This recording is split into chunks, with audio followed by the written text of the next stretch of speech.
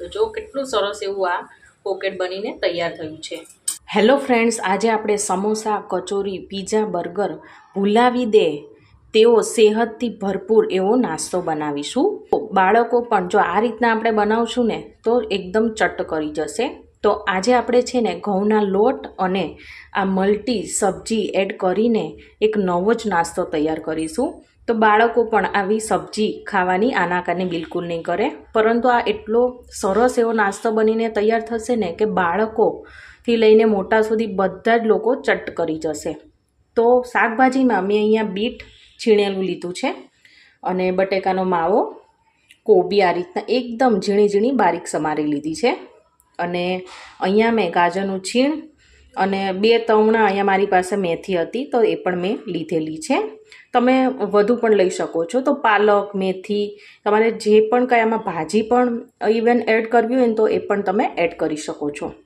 તો સૌથી પહેલાં તો છે ને આપણે આ લોટ બાંધી લેશું। અહીંયા મેં આપણે આ ઝીણો જે રોટલીનો લોટ હોય ને એ 3 બાઉલ જેટલો લીધેલો છે, જેમાં આપણે છે ને હવે સ્વાદ અનુસાર નમક એડ કરીએ। હવે આપણે તેલનું મોણ એડ કરીશું। આપણે કેવું કે આપણે જે નોર્મલ પરોઠા બનાવતા હોય ને તેવો જ આ લોટ આપણે બાંધવાનો છે। તેમાં આપણે જેટલું મોણ નાખીએ ને તેટલું જ આમાં આપણે મોણ નાખવાનું છે। તો એકવાર બધું સારી રીતના મિક્સ કરી લઈએ। અહીંયા છે ને મેં 4 મોટી ચમચી જેટલું તેલ એડ કર્યું છે અને આ નાસ્તો છે ને એ આપણે તળિયા વગરનો બનાવવાના છીએ। તો એકદમ હેલ્ધી અને સેહતથી ભરપૂર પણ તમે આ નાસ્તો કહી શકો છો, કે જેમાં ઘઉંનો લોટ અને તમે જે રીતના શાકભાજી એડ કરવા માંગતા હોય એ બધા શાકભાજી તમે એડ કરીને પણ બનાવી શકો છો। તો લોટમાં બસ આપણે મીઠું અને તેલ જ નાખ્યું છે, બીજું કંઈ એડ નથી કરવાનું। તો અહીંયા સરસ એવા મિક્સ થઈ ગયું છે, તો હવે પાણી એડ કરીને તેને આ રીતના આપણે લોટ બાંધતા જશું। આ લોટ છે ને એ આપણે જે પરોઠાનો લોટ બાંધે ને બસ તેટલો જ આપણે બાંધવાનો છે, મતલબ કે બહુ કઠણ નહીં અને બહુ ઢીલોય નહીં, એવો આપણે આ લોટ બાંધીને તૈયાર કરવાનો છે। જો આ રીતના થોડું થોડું પાણી એડ કરતા જઈને આ રીતના તેને મસળી લેવાનો લોટને। જો થોડી વારમાં એકદમ સરસ એવો લોટ બંધાઈને તૈયાર થઈ ગયો છે। આમાં આપણે છે ને અડધા પાવડા જેટલું તેલ એડ કરીએ અને ફરીથી તેને મસળી લઈએ। અડધી મિનિટ જેવું મસળવાનું છે, વધારે પડતું આને આપણે નહીં મસળવાનું, એટલે કૂણ છે ને એ સરસ એવી આવી જશે।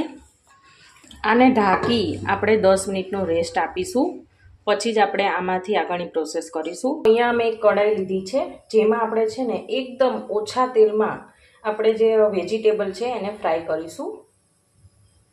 તો 2 ચમચી જેટલું મેં અહીંયા તેલ એડ કર્યું છે।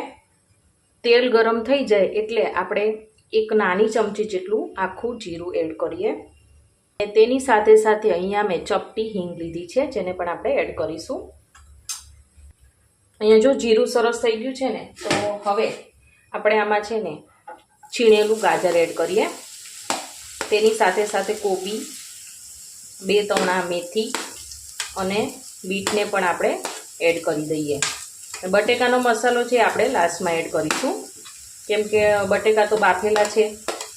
અને હવે અહીંયા આપણે છે ને અડધી ચમચી જેટલું હળદર પાવડર સાથે સ્વાદ અનુસાર નમક એડ કરીએ અને બધું એકવાર મિક્સ કરી દઈએ।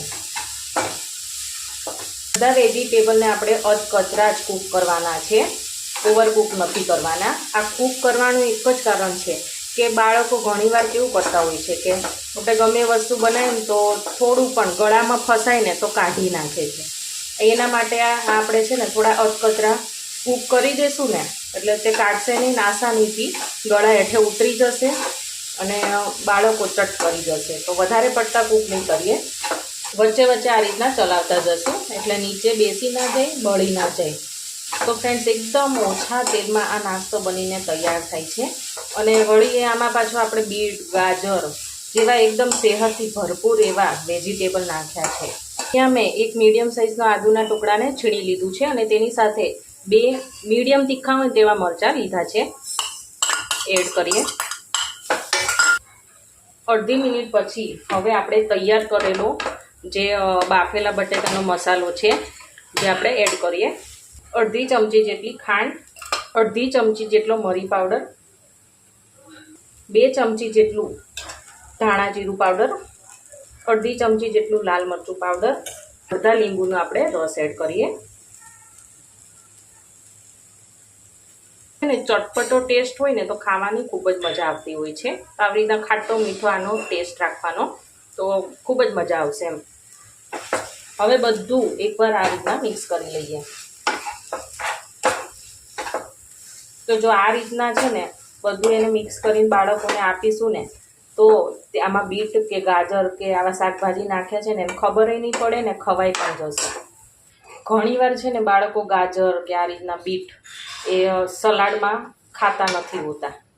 તો આ બેસ્ટ ઓપ્શન છે તેમને ખવડાવવાનો કે તમે આ રીતના વાનગી બનાવીને આપો ને તો ચટ કરી જશે અને તેને ખબર નહીં પડે કે બીટ ખવાઈ ગયું કે ગાજર ખવાઈ ગયું, કોબી ખવાઈ ગયું.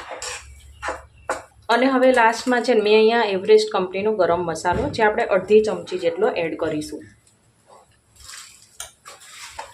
ફરીથી આપણે મિક્સ કરી લઈએ. અને આ સમયે તમારે છે ને ટેસ્ટ કરી લેવાનું, મતલબ કે કંઈ તીખું કે ગળપણ ખાટું કે કંઈ મીઠું ઓછું હોય તો આ સમયે તમારે નાખી દેવાનું. જો એકદમ સરસ એવો આપણો મસાલો તૈયાર થઈ ગયો છે. ગેસની ફ્લેમ બંધ કરીએ અને હવે આગળની પ્રોસેસ કરીશું. 10 મિનિટના રેસ્ટ પછી હવે આપણે ખોલીએ છીએ. તો ફ્રેન્ડ્સ અહીંયા જો આ રીતના જો વ્હાઈટ ડોટ્સ આવી ગયા છે. એકદમ સરસ એવી આમાં કૂણ આવી ગઈ છે. અહીંયા જો આ રીતના વ્હાઈટ ડોટ્સ. તો હવે તેને આપણે છે ને આ રીતના એકવાર મસળી લઈએ ને થોડો નાનો રોટલી કરતાં નાનો એવો આપણે આમાં લુઓ લેશું. તો જો આ રીતના અને આવી રીતના ગોળ ફેરવીને તેને ગોળ શેપ આપીશું. તેવી રીતના છે ને 2 આપણે ગુંડલા લેશું. અહીંયા મેં 2 ગુંડલા લઈ લીધેલા છે. તો અહીંયા છે ને લોટમાં મેં ડીપ કર્યું છે અને હવે આપણે છે ને તેને પૂરી સાઈઝનું સૌથી પહેલાં તો વણી લેવાનું છે. અને આ રોટલી છે ને એ આપણે એકદમ પતલી જ વણવાની છે. આમાં જેમ પતલી હશે ને એમ જ તમને મજા આવશે. તો જો એક તો આ પૂરી સાઈઝનું વણાઈ ગયું અને એવી જ રીતના આપણે બીજું છે એ પણ પૂરી સાઈઝનું વણી લઈએ ને થોડું તેલ લગાવી દઈએ. તો બંને પૂરીમાં છે ને આ રીતના જો તેલ લગાવી દેવાનું છે. જો એકમાં લગાવાઈ ગયું એવી જ રીતના આપણે છે ને બીજામાં પણ લગાવી દઈએ. હવે આ રીતના કોરો લોટ છે ને એ આપણે આવી રીતના સ્પ્રિંકલ કરી દેવાનો. બીજી પૂરીમાં પણ આ રીતના સ્પ્રિંકલ કરી દઈએ. આપણે એક પૂરી ઉપર આ બીજી પૂરી છે ને એ લગાવી દઈશું, બરાબર. અને હવે આપણે આને વણી લેવાનું છે. જો આ રીતના છે ને પ્રેસ કરી દેવાનું. અને આપણે જે રોટલી બનાવતા હોય ને બસ એવી જ રીતના આને છે ને વણી લેવાનું છે. પણ જેમ બને એમ આપણે છે ને એકદમ પતલી વણવાની, કેમ કે જો આપણે છે ને આને તળવાના તો છે નહીં, એકદમ ઓછા તેલમાં શેકવાના છે. તો જેમ પતલી હશે ને એમ ફટાફટ એ ચોળવાઈ જશે અને આમ ગળચા જેવી નહીં લાગે ને, આમ સરસ ક્રિસ્પી અને એકદમ સરસ એવી લાગશે. તો જો આ વણાઈ ગઈ છે. બસ આવી જ રીતના બીજા બધી રોટલીઓ છે આપણે તૈયાર કરી લેવાની છે. તો હવે આપણે આને શેકી લઈએ. જો અહીંયા તવી મેં પહેલેથી ગરમ કરવા માટે મૂકી દીધેલી હતી, સરસ ગરમ થઈ ગઈ છે. તો વણેલી રોટલી આપણે આમાં એડ કરીશું. અને અહીંયા છે ને આપણે એકદમ કાચી પાકી આ રોટલીને શેકવાની છે. તો જો આટલી કૂક થઈ જાય ને પછી બીજી સાઈડ તેને પલટાવી દેવાની. તો આવી રીતના 3 થી 4 વાર આપણે પલટાઈને શેકીશું ને એટલે એકદમ સરસ, મતલબ કાચી પાકી શેકાઈને તૈયાર થશે. જો મને આમાં હાથેથી જ અડવાની ટેવ છે. તમને ગરમ લાગતું હોય તો તમે આવી રીતના ચીપિયાથી પણ તેને આમ ફેરવી શકો છો. આમ જો કેટલી સરસ રોટલી બની છે, ફૂલવા પણ લાગી છે. આમ જો આ રીતની થાય ને એટલે આપણે આ રીતના તેને ખોલી લેવાની. જોયું? હજી થોડીક આપણે વધારે પડતી કાચી છે એવી નહીં રાખવાની, થોડી આપણે ચોળવી લઈએ. તો જો અહીંયા રોટલી છે ને એકદમ કાચી પાકી બંને સાઈડથી ચડી ગઈ છે અને એકદમ આખી ખુલે છે, બરાબર. તો એને આપણે એક ડીશમાં કાઢી લઈએ. તો જો આવી જ રીતના બીજી બધી રોટલીઓ છે ને એ આપણે બનાવી લેવાની છે. આપણે એક સ્લરી તૈયાર કરી લઈએ. તો તેના માટે અહીંયા આપણે છે ને 2 ચમચી જેટલો રોટલીનો લોટ લઈ લેશું. આપણે 2 ચમચી જેટલું પાણી એડ કરીએ, પછી જરૂર જણાય તો આપણે એડ કરીશું. આ રીતના મિક્સ કરી લેવાનું. તો તો હજી પાણીની જરૂર છે, તો હજી થોડું પાણી એડ કરીએ અને આ રીતના આપણે મિક્સ કરી લઈએ. આ સ્લરી છે ને એ આપણે જે આગળની પ્રોસેસ કરવાના છે ને એમાં ફેવિકોલનું કામ કરશે.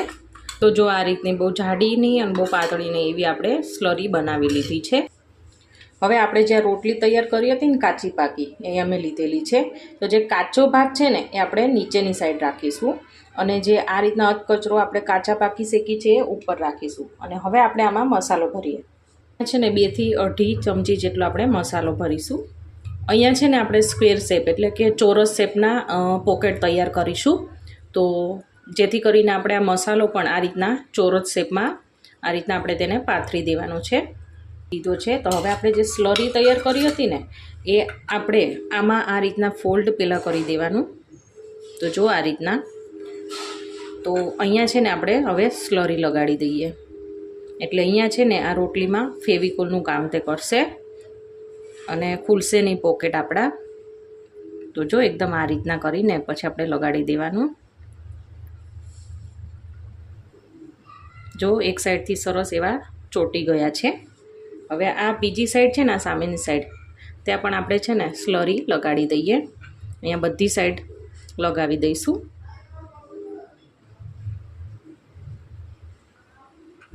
એવી જ રીતના બીજી સાઈડ પણ લગાવી દઈએ.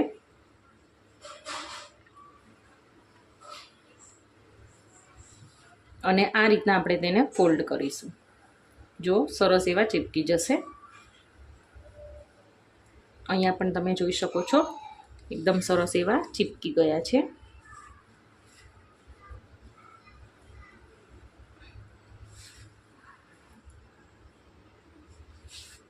તો જો અહીંયા એક પોકેટ તો મેં બનાવી લીધું છે. તો બસ આવી જ રીતના બીજા બધા પોકેટ પણ બનાવી લેવાના છે. તો હવે આપણે આને છે ને શેકી લઈએ. તો જો અહીંયા મેં તવી ગરમ કરવા માટે મૂકી દીધેલી છે અને તવી સરસ એવી ગરમ થઈ ગઈ છે. થોડું આમાં છે ને તેલ લગાવી દઈએ. તો આ રીતના આપણે લગાવી દેવાનું. તૈયાર કરેલું પોકેટ છે એ આપણે આમાં મૂકીશું અને અત્યારે ગેસની આંચ છે ને આપણે ધીમી કરી દેવાની. તો ફ્રેન્ડ્સ આ પોકેટ ખાવાની ખૂબ જ મજા આવે છે. તો તમે એકવાર જરૂરથી આ રીતના બનાવજો જ. વારંવાર તમે છે ને આ રીતથી જ બનાવવાનું પસંદ કરશો. એટલા સરસ આ બનીને તૈયાર થાય છે અને વળી પાછા એકદમ સેહતથી ભરપૂર પણ છે. અને આપણે જો આમાં બીટ ને ગાજર કોબી જેવા શાકભાજી જે બાળકો અવોઇડ ટોટલી કરતા હોય છે એ આપણે આમાં નાખ્યા છે. તો આ રીતના તમે નાસ્તો બનાવશો ને તો બધા જ ઘરના સભ્યો બાળકોથી લઈને મોટા સુધી બધા જ એ ચટ કરી જશે. તો જો થોડી વાર પછી આપણે તેને પલટાવીશું. થોડા છે ને એ ચડી ગયા છે. આને છે ને આપણે ધીમા તાપે જ ચોળવવાના એટલે એકદમ સરસ એવા ચડી જશે. આમાં તમે એકસાથે 3 થી 4 જેટલા પોકેટને એકસાથે આ રીતના શેકી શકો છો. તો અત્યારે તો મેં ફક્ત બતાવવા હાટું થઈને આ રીતના એક જ હું બતાવી રહી છું. બંને સાઈડ આ પોકેટમાં લાઇટ ગોલ્ડન બ્રાઉન કલર આવી જાય ને ત્યાં સુધી આપણે આને શેકવાના છે. અને આમાં તેલ છે ને એકદમ થોડુંક જ જોશે. તો એકદમ ઓછા તેલમાં આ નાસ્તો બનીને તૈયાર થશે. તો જો આ રીતના એક સાઈડ આવી ડિઝાઇન પણ આવી ગઈ છે. તો બીજી સાઈડ પણ આપણે આવી જ રીતના શેકી લઈએ. થોડું તેલ નાખશું, વધારે નહીં. જો હવે એને પલટાવી લઈએ. તો કેટલો સરસ એવો આ કલર આવી ગયો છે આમ જો. તો જો બંને સાઈડ કેટલા સરસ એવો તેનો કલર આવી ગયો છે. પણ આ સાઈડ હવે તેની કાચી જણાય છે. તો એના માટે આપણે છે ને જો આ રીતના થોડા આપણે તેને રાખીશું ને એટલે એકદમ સરસ ત્યાંથી પણ ચડી જશે. તો ફ્રેન્ડ્સ અહીંયા જો આપણું આ એક પોકેટ છે ને બનીને તૈયાર થઈ ગયું છે. એને આપણે છે ને એક ડીશમાં લઈ લઈએ. તો જો કેટલું સરસ એવું આ પોકેટ બનીને તૈયાર થયું છે. તો બસ આવી જ રીતના બીજા બધા પોકેટ છે ને એ પણ આપણે તૈયાર કરી લેવાના છે. રીતના છે ને તાવેતાથી વચ્ચેથી આપણે તેને કટ કરી લઈએ અને હું તમને વચ્ચેથી પણ દેખાડી દઉં કે ઉપરથી ક્રિસ્પી અને અંદરથી કેટલા સરસ પોચા એવા આ એકદમ મસાલેદાર એવા પોકેટ બનીને તૈયાર થઈ ગયા છે. તો ફ્રેન્ડ્સ આ પોકેટને તમે કેચઅપ સાથે અથવા તો ચટણી કે પછી દહીં સાથે પણ સર્વ કરી શકો છો. એકવાર તમે આવી રીતના તમારા બાળકો અને ઘરના સભ્યો માટે આવા પોકેટ્સ બનાવજો અને તમારા અનુભવ કેવા રહ્યા એ પણ મને કમેન્ટ કરીને જરૂરથી કહેજો. અને આવા સેહતથી ભરપૂર એવા તમને આ પોકેટ બનાવવાની રેસીપી ગમી હોય તો મારી ચેનલને સબસ્ક્રાઈબ, લાઈક અને શેર કરવાનું ના ભૂલતા. તો આપણે ફરીવાર મળીશું એક નવી જ વાનગી સાથે. Thank you for watching.